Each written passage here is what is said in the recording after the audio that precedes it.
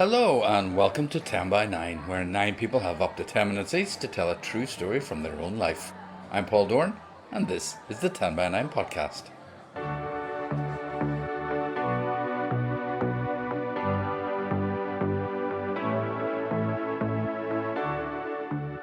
I took 10 by 9 to Donegal for the first time in its history when we were invited to take part in the Frances Browne Lit Festival in Ballybofey. And what a night it was. An intimate gathering at the wonderful Baylor Theatre with amazing stories on the theme Home. You look like a good lassie. You'll help me find my wee Dougie. She'll be feared all by herself. The house went in the market and we agreed to sell within 4 days. We packed the house within weeks and bought a one-way ticket to Ireland with no plan other than to live in Donegal. The crowd was on its feet, everyone on the stage and off it was cheering. We clambered up the steps and there was Mum in her beautiful white gown, tears streaming down her face. So 3 brilliant storytellers, including 2 first-timers and an old hand. There's a tale of terror, a tale of seeking and finding, and a big showbiz finale.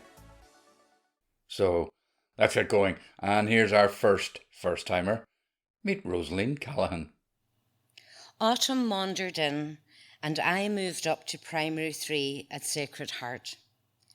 Daddy had exchanged our old black and white for the coloured television, with a side slot for shillings the telly man would collect every Friday, perched peacock proud on a chest of drawers in our tenement parlour. On its first Thursday night at ours, the TV guide told Daddy that Calamity Jane was going to be on, and he told me I could stay up late to watch it. I was beside myself with excitement. We'd never seen a film in colour. I loved being the eldest on nights like this. I didn't love it so much when I had to go for the messages. After dinner, Daddy ordered me off to the corner shop. He wrote a list on a piece of paper.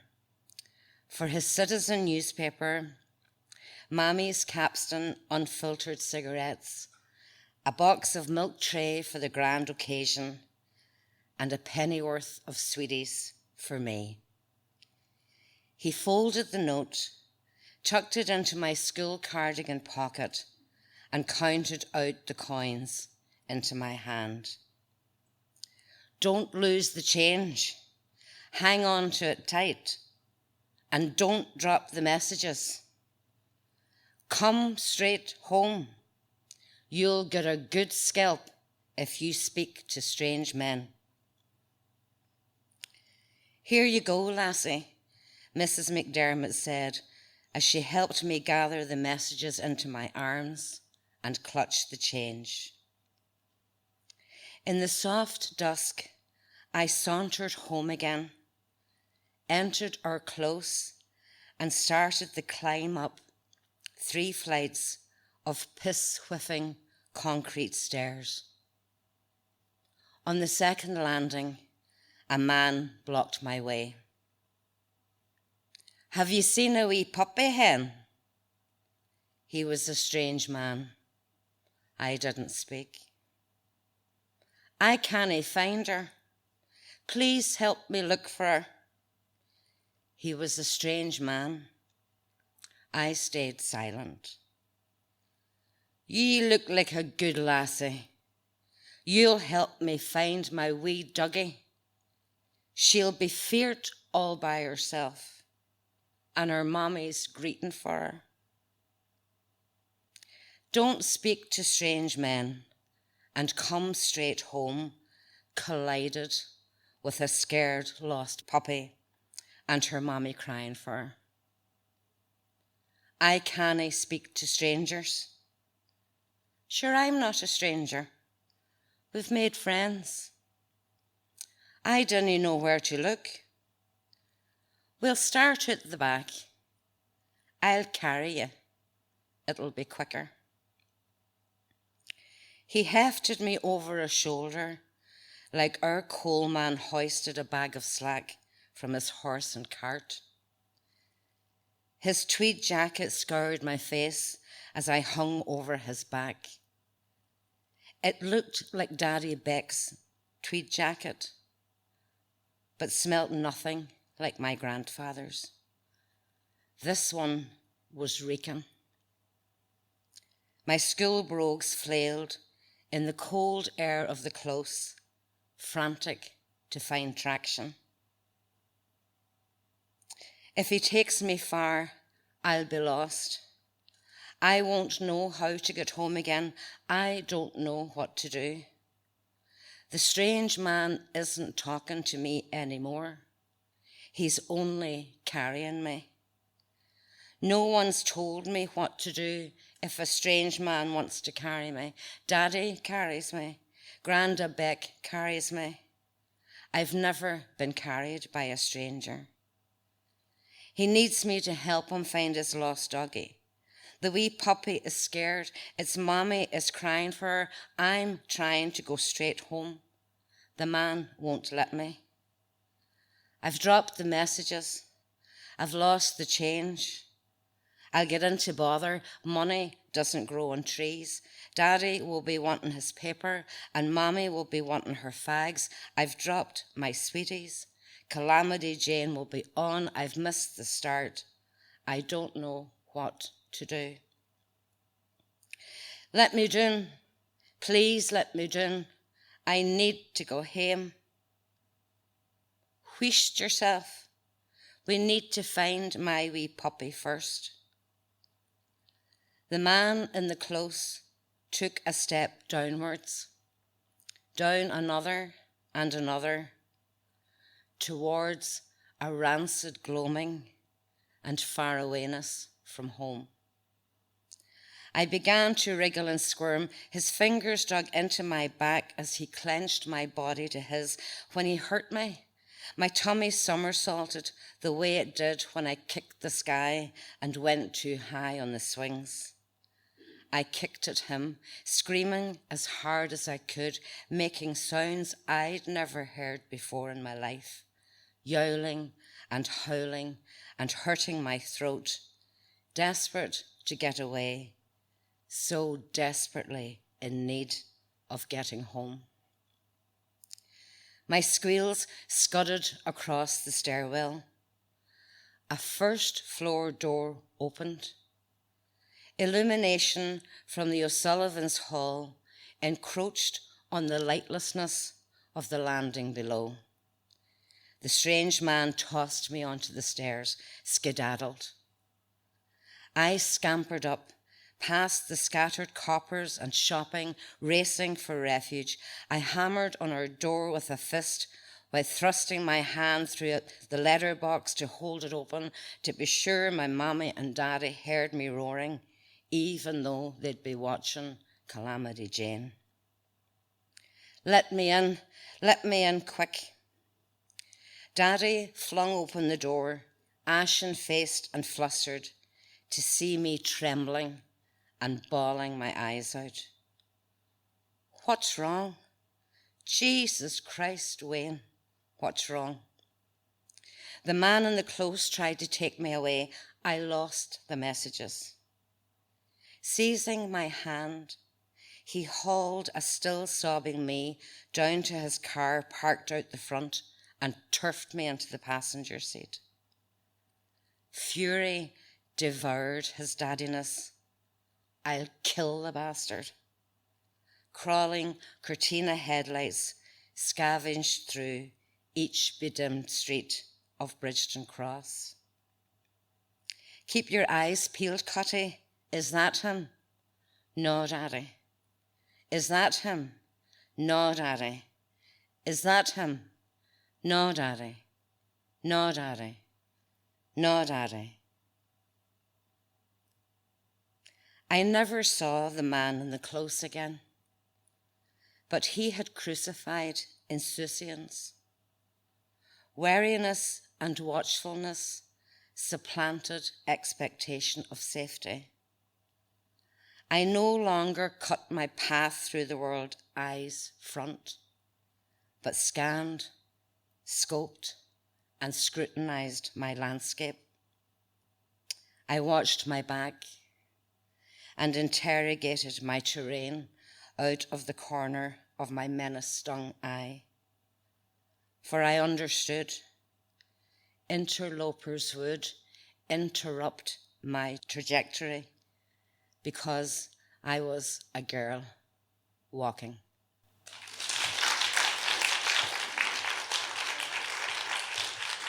Oh, Rosaline, thank you so much. What a terrifying experience, told so brilliantly. I hope you'll be back with more stories soon. As I remind you on every podcast, 10 by 9 is always on the lookout for storytellers, whether new like Rosaline or returning. So get in touch at 10by9.com. If you're a bit nervous, shy or reluctant, remember you're the people 10 by 9 was created for. Okay, on to our second story, and it too came from a first timer. Say hello to Elaine Bullock. I was born to two parents who were raised by Belfast. They were 17 and 18 when the Troubles broke out. Needless to say, it left an imprint on our family so large that it impacted every single word and action afterwards. Dublin welcomed me into the world, where I lived until I was 3. My family moved to England for work, where I would spend the next 38 years. Every year of my childhood, we'd return home to visit a plethora of relatives, including countless cousins. They would laugh at my odd accent, which was a tangled hybrid I struggled to control as it tumbled out of my mouth. I had no idea that other children didn't have an accent for home and an accent for the outside world. It's taken me my entire life to stumble across the life raft term code switching, belatedly learning that what I'd instinctively done all of my life, and that even more astonishingly, others did it too. I knew what I was, what I felt, like the letters boldly imprinted through the core of a stick of rock. But increasingly I realized that the people around me never saw the letters, never took the time to discover their existence. They glanced at the stick of rock from a bird's eye view, fleetingly taking in its colours and stripes, only checking they were pink. With the clipped plum tones I adopted with friends in England, they assumed I was like them. But as I grew older, I knew I wasn't. Of course, we shared the same social references, similar upbringings. The odd time I had friends to the house, my brain didn't know how to keep up or switch accents fast enough, and my words slopped about like paint spilling over the side of a can. My friends would ask why I was talking like that, or my mum would smile at me, bemused that this wasn't the usual accent I addressed her in. With my friends safely tucked away, I sighed in relief, slipping back into familiar syllables like an outgrown pair of bubbled pyjamas that should have already seen the charity shop. I was a hybrid. I hadn't grown up in Belfast, but I understood Northern Irish dark humour, the numerous sayings. I knew how to walk through Belfast to see family, keeping quiet when required, depending on the colour of the curbstones. I remember trips to the Botanic Gardens and the Ulster Museum, the army checking under a bus with their telescopic mirrors, and the turnstile checkpoint when we popped into town to look around the shops. I knew not to openly stare at the machine guns and to silently follow quiet conversations the adults had inside with doors and windows shut. I still recall meeting the smile of my mother when a noise from the window startled me. With confusion etched on my face, my mother's cool explanation of gunfire 2 streets away made me freeze. She chuckled, as if reassuring someone with a stubbed toe that the pain would soon subside after going through childbirth herself. The sucker punch followed. Best to keep away from the windows just to be safe. But to my cousins and many who heard my accent, and still do, I wasn't from that place, didn't live in those streets, I'd never grown up there, and couldn't possibly understand or know what they'd been through, which was incontestably true. And so, I was an anomaly, a pariah, an outsider from a place that held my heart. It was my husband who introduced me to Donegal.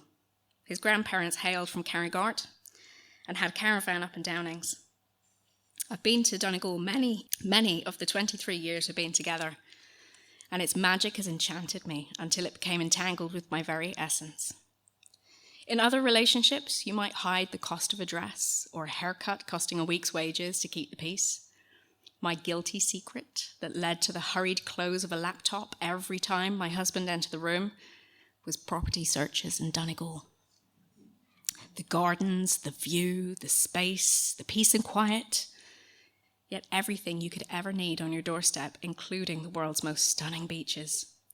And so, as COVID came and left its spectral shadow on us, like many, I concluded that life was too short to keep my dreams on the shelf like a photo album, pages gently stroked with a wistful smile. People said, sure, she hasn't a clue what she's doing, and that I was mad in the head. I chewed these phrases down like Popeye with his spinach. The house went in the market, and we agreed to sale within 4 days. We packed the house within weeks and bought a one-way ticket to Ireland, with no plan other than to live in Donegal. 3 gorgeous children, a loved mongrel rescue dog, and a storage container full of 10 years of our lives, and not a notion of what was going to happen next. Neighbours and friends questioned my sanity, and I was met with frozen faces when I explained that what truly terrified me was the thought of another 10 years of mediocrity in suburban England, where I didn't belong. Finding my home in Donegal, in whatever form that took, was no hardship. The Irish are gold medal first-class Olympians at the national pastime, discussing the weather. With 103 different words for rain in Gaelic, yes, I'm trying to learn, and a glimpse of every single season in a day, every day. It's no wonder.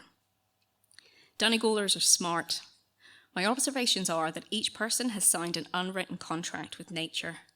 It's an inherent part of living in my new home. Work in line with the seasons.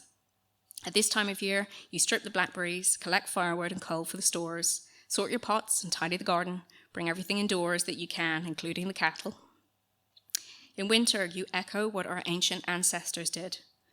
Binge on box sets in front of the fire, while trying to keep the mice out. Come spring, you plan the garden and line up the outdoor jobs of fixing, mending, while enjoying the new arrivals of lambs in every field you walk past. If you aren't right in the head like me, winter's denouement is announced through the ritual of taking to the water to enjoy the brazen kiss of the Atlantic, jellyfish-free. By summer, the cattle are out again, and the grass needs mowed daily, like a haunting 6 o'clock shadow. If you're lucky, you can squeeze in a summer barbecue under the protection of an umbrella, ready to start over again by Samhain. Within the first year of living here, our neighbours towed my brother out of a ditch, giving up their entire morning and diesel to boot. They refused to accept any kind of payment for their generous time and efforts, save the mirth and stories they carried with them to no doubt later tell to gales of laughter from their own friends and family. They've dropped eggs, milk and bread over the fence, as well as sweets for the children when we were stuck at home with COVID. I still don't know the names of some of my neighbours that I lived alongside for 10 years in England in the cul-de-sac that sat within the space of half an acre. I've come to realise home is a feeling that you consider your own truth. The tighter I clung to the need to belong to a place called home, the more I blew like a dandelion seed in the wind. And so the place where I grew up has now become my mum's house. I've chosen my home, Donegal, the forgotten county. The irony is not lost on me. Its wild ruggedness cools to the very core of me, ancient and primordial. Donegal is not just in my heart, it's stitched to the very fabric of my soul. The people here are generous, warm and laid back, but they're no dozers. These days I smile when the dance begins, the questions asked gently of where my accent's from. I'm an old lady now, and so I cut through the pleasantries with a simple response. I'm a mongrel. I no longer feel the need to justify myself because I've found my home. Elaine, that was wonderful. What a warm tribute to gorgeous Donegal. You must come and join us in the Black Box soon.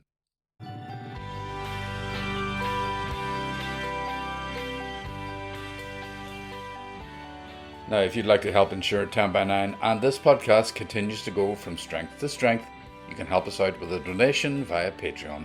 There's a link on our website, 10by9.com. As always, a big thank you to everyone who has given, whether electronically or at our live events over the years. It really helps, and we are so grateful. Okay, on to our third and final story of home. He's been coming to 10 by 9 in Belfast for many years and is often featured on the podcast. But there was a very special reason for Jim Livingstone to want to come to Donegal to tell his story. I live in Belfast. It's my home. My mother, on the other hand, was born in Donegal. She was lucky because she had two homes, Belfast and the place she always called her home, Ards, near Creasla, County Donegal. She was born there in 1924 and she was christened Bridget Ina Gallagher. Years later, she became better known as the singer, Bridie Gallagher, the girl from Donegal. In a 50-year career, she sang in small halls and ballrooms across Ireland, the grandest theatres around the world, sold millions of records, and was described by the BBC as Ireland's first pop star. Her great friend Daniel O'Donnell said, "She paved the way for the rest of us in Irish show business." But what most people didn't know was the special pain that she suffered throughout her amazing career. That was the pain of being away from her children at home while she toured the world's stages.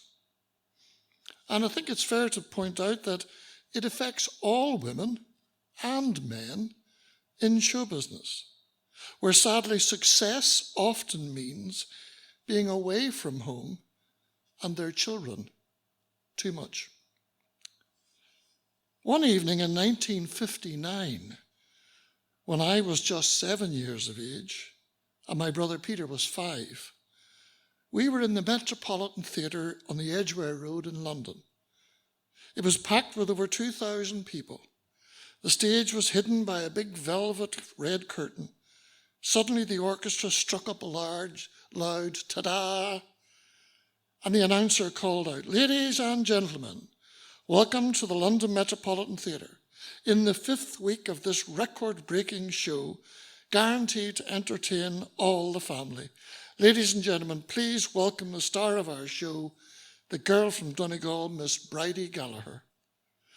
The crowd roared and clapped excitedly as the curtain drew back, and there on the stage, framed in a bright spotlight, was our mum, Bridie, in a beautiful dress as usual. Peter and I both jumped to our feet, clambering onto the backs of the seats in front of us to get a better view. We had seen her on stage before, of course, in Ireland, but this was London. And best of all, Mum didn't even know we were there. We had been flown from Belfast as a special surprise for her. She had been complaining to Dad for weeks about being away from home so much and missing her two wee boys. And then the theatre manager told Dad one night that she was to be presented with a golden key the following week to recognise the record-breaking run in the theatre. Apparently, the previous record holder for the continuous capacity audiences had been Mary Lloyd in 1910. Dad and the manager hatched a secret plan.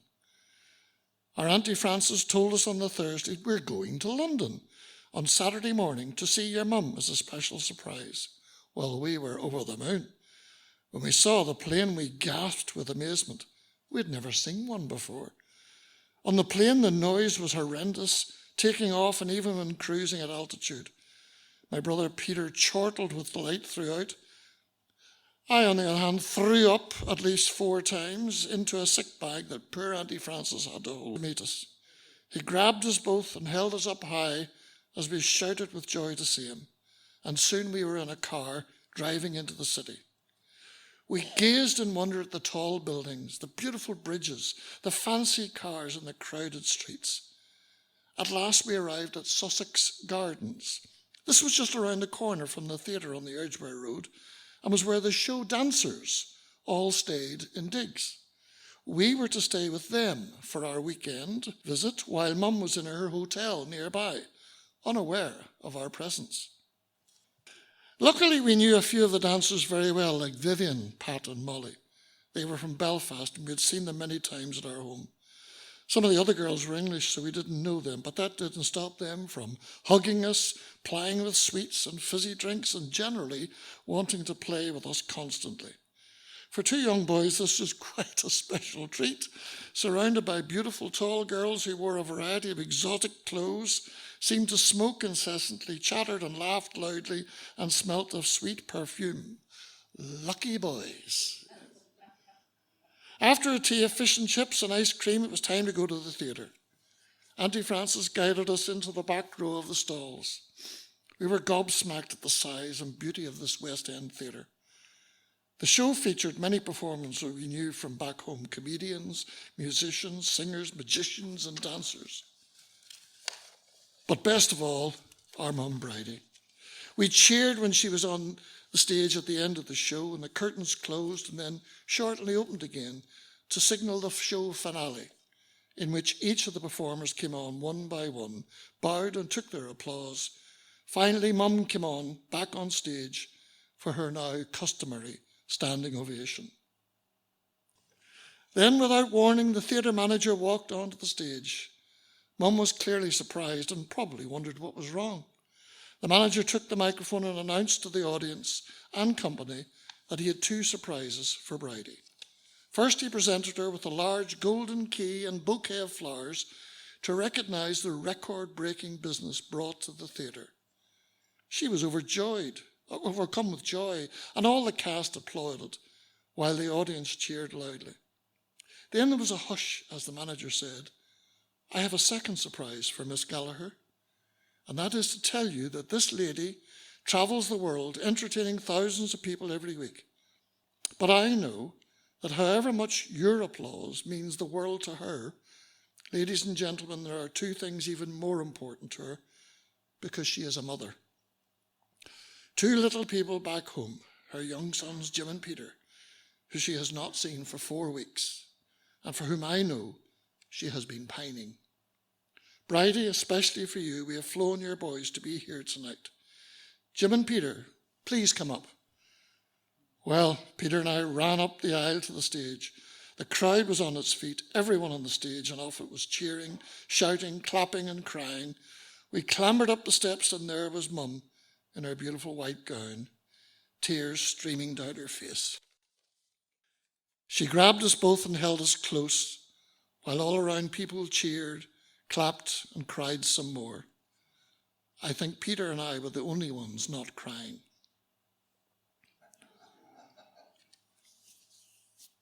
We were back at school 2 days later, exhausted but full of urgent news to share with school pals and teachers.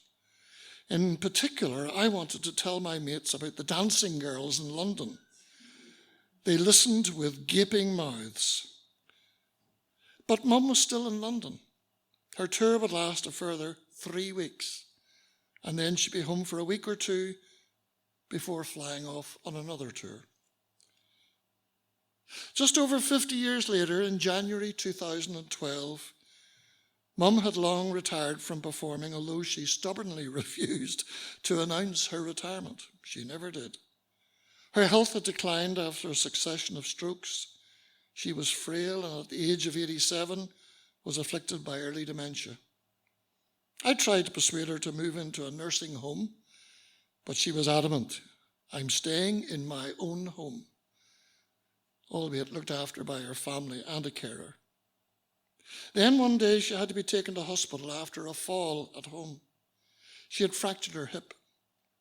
After tests and x-rays, she was admitted to a ward. As she was being helped into bed on the ward, I was stopped in my tracks by a painting that I saw on the wall outside her room. I could not believe what I saw. It was a painting of Muckish Mountain, overlooking Sheephaven Bay and Ards near Creasla. It's where she was born. It was home to Mum. I was slightly traumatized by the picture. Was this an omen of what was to come? Sadly, a week later, Mum developed complications after surgery and passed away with us at her bedside. And I'm glad to say peacefully. A few days later, after her funeral mass in Belfast, the cortege headed for Creasla, where she was buried in the place she called home, where their hearts are like the mountains in the homes of Donegal.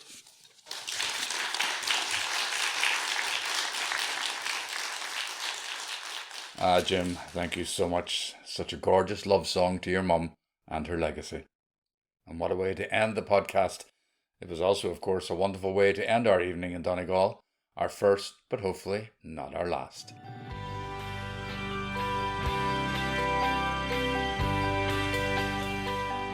And that's it for this podcast. You can keep up with all our upcoming events and themes by having a look at our website, that's 10by9.com.